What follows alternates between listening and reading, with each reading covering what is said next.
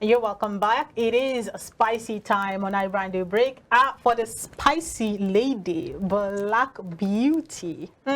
Hello, Che. Hi, Debbie. Hi, good morning. Good morning. It's good to see you again. It's good to see that you're all smiley this morning. I'm always smiley, you know. I'm the happy girl kind of girl, you know.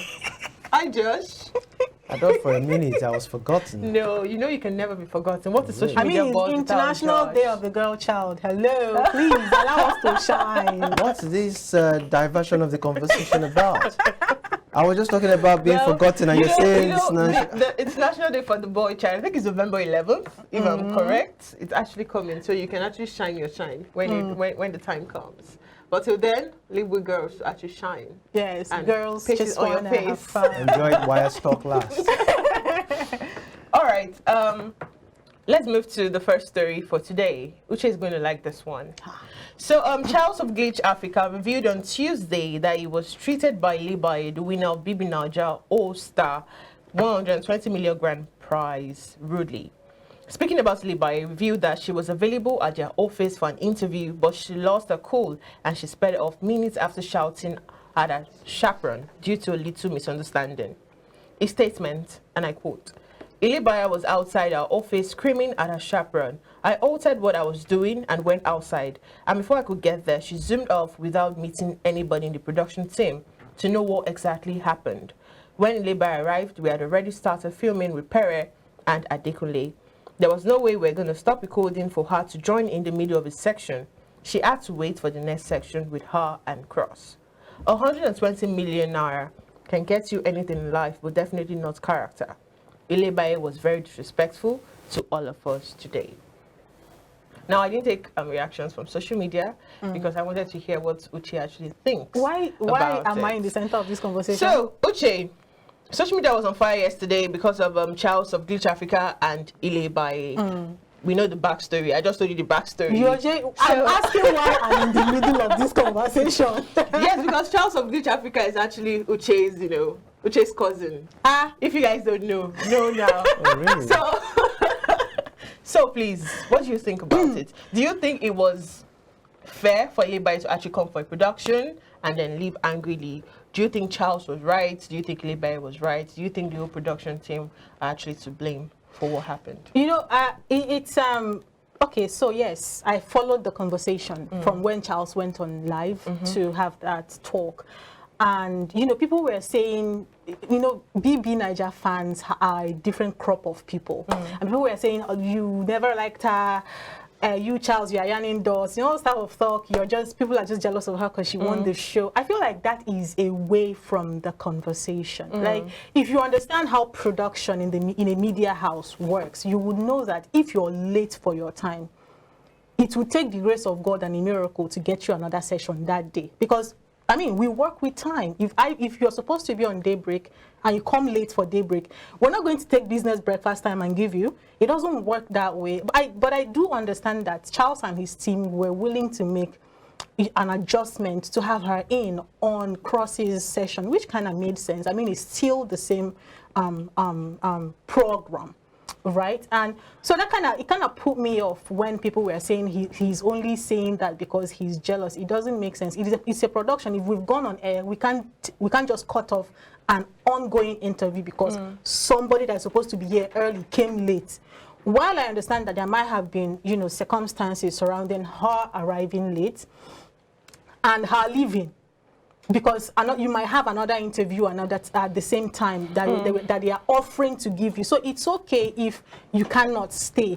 But there are better ways to express that. There are better ways to say, okay, I'm sorry I came late, but this time you're offering me cannot work.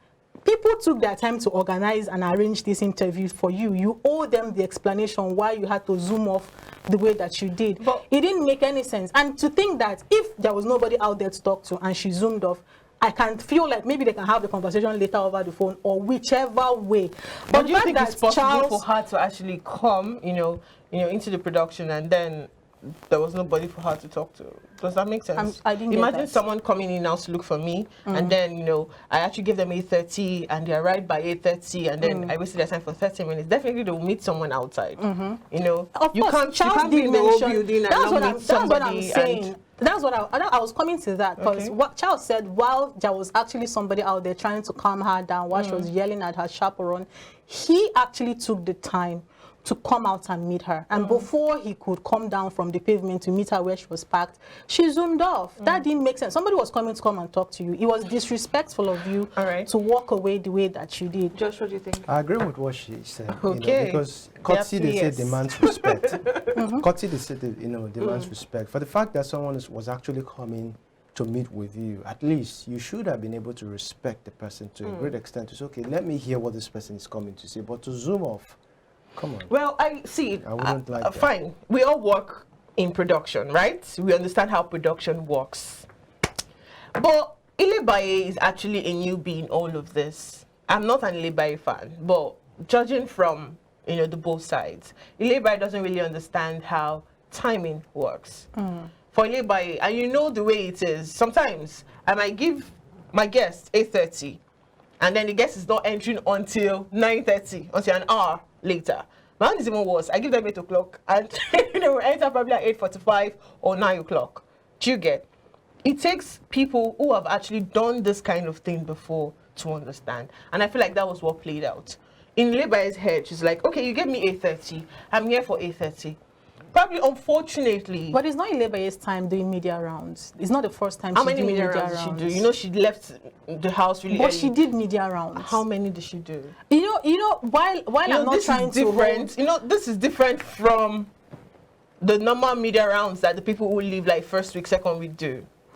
Debbie. Uche. I see. I feel like we should just cut our Gen Z body some slack. I have made excuse allow her for breathe. Ilebaye, and that's Okay. that's the fact that she might. I mean, she's the winner. There are a lot of people seeking her attention right now. She might as well have another. But do you think it interview was at that necessary time. for Charles to actually come and do a whole live video for what actually played out? While I Do you feel think? like whether it's necessary or not, I also feel like people in the media, I have been a victim of this type of disrespect before. Like these people in the entertainment scene, musicians, actors, feel like they have there's a hand they have over presenters and Of media course, people. everyone in Do you media get- so feels that way. they enter your program, your Yeah. studio, trying to lord over you. That is very trying to break protocols. Exactly, too. that I is think that- very that's disrespectful. actually So another it can be conversation. very painful. So I can understand why a Charles Bond would go on live to vent his anger. It can be very painful. Let our Gen Z body breathe.